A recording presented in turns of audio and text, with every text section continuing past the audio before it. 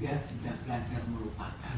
Jadi dalam hal itu dia tidak mau mengingat-ingat lagi, tapi tiba-tiba diperlihatkan ini loh videonya, video surnya, otomatis mengingat kembali sesuatu yang tidak mau diingat kembali, jelas suatu kekecewaan yang besar terhadap suaminya kan.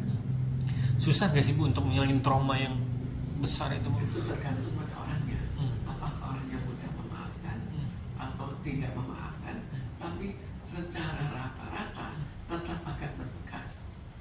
Tapi sih dia bilang dia sudah mulai belajar untuk melupakan kejadian tersebut, untuk mencoba menghilangkan trauma tersebut. Tapi ya namanya juga seorang perempuan, seorang istri, sahabat ibaratnya diselingkuhin atau dibohongin gimana nih?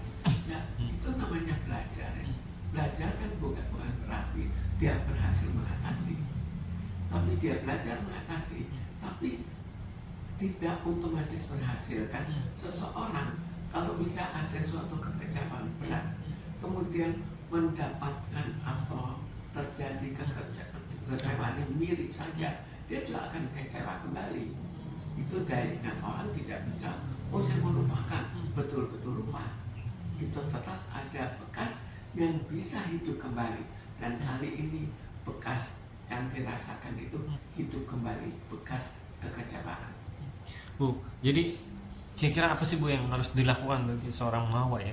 Dia punya anak juga dari suaminya yaitu Insanul, sedangkan dia sekarang ya dia udah tetap kekeh ingin bercerai, tidak mau rujuk walaupun Insanul sudah minta maaf di publik dan juga ingin membuktikan kalau itu benar sudah terjadi pernikahan siri. Saat video tersebut terjadi itu dia sudah nikah siri kan tanggal 7 Agustus dan video tersebut 8 Agustus. Gimana Bu? Dia harus menentukan sendiri bagaimana hubungan selain itu, apakah ada kekecewaan lain dan apakah dia bisa mentolerir kekecewaan itu, karena seringkali bukan hanya kejadian ini tapi sebelumnya ada sesuatu yang lain yang juga mengecewakan. Terserah siapa yang salah, tapi perasaan itu harus dipertimbangkan. Kalau misalnya dia merasa tidak tahan terhadap kejadian seperti itu, ya apakah harus diputuskan mau bisa atau tidak, atau beranggapan ini bisa dimaafkan, ya itu lain lagi. Lalu lihat lagi kebutuhan dia untuk mempertahankan pernikahannya. Bu, bagi seorang Mawa yang masih punya anak kecil ya, butuh pendamping nggak sih Bu, kayak psikiater atau psikolog? Itu menjadi salah satu pertimbangan, bukan pertimbangan apakah, ya pertimbangan bahwa anak itu membutuhkan seorang ayah. Jadi apakah dia akhirnya bisa mengatasi sendiri, itu nggak masalah. Tidak bisa mengatasi, apakah ada saudaranya atau ada ibunya, ada bapaknya, di mana dia bisa merundingkan, atau semua itu tidak ada sehingga harus pergi ke seorang dalam bidang yang punya keahlian kejiwaan. Tapi Bu, kalau itu kan dari sisi Mawa ya. Kalau dari sisi Insanul kan dia masih ada tanggung jawab, masih punya anak dengan Mawa. Dia sudah berusaha keras, sudah minta maaf dan ingin banget kembali lagi rujuk atau ingin berdamai. Tapi kalau ujungnya tetap pendiriannya mau bercerai, ya, apa yang dilakukan? Sekarang kan ini kan dua pihak. Lalu yang salah siapa? Kan Insanul. Kalau Insanul salah, lalu apakah tidak wajar bahwa yang menentukan cerai atau tidaknya ya istrinya, bisa memaafkan atau tidak?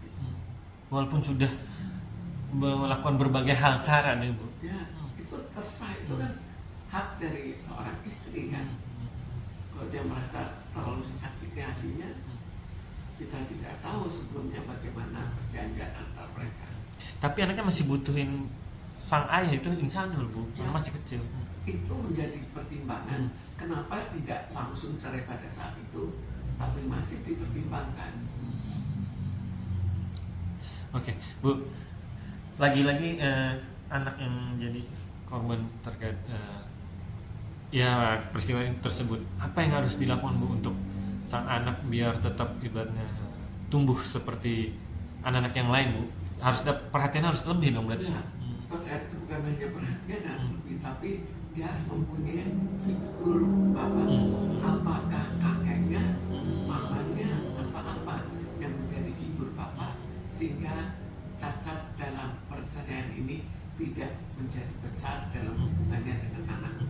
Lagi dan lagi faktor lingkungan keluarga dekat lah yang harus selalu ada ya Bu ya untuk Ya, anak. jika ada ya itu yang dipakai sebagai pengganti dari bapaknya. Dan juga bapaknya itu, anaknya harus cukup sering dipertemukan dengan bapaknya.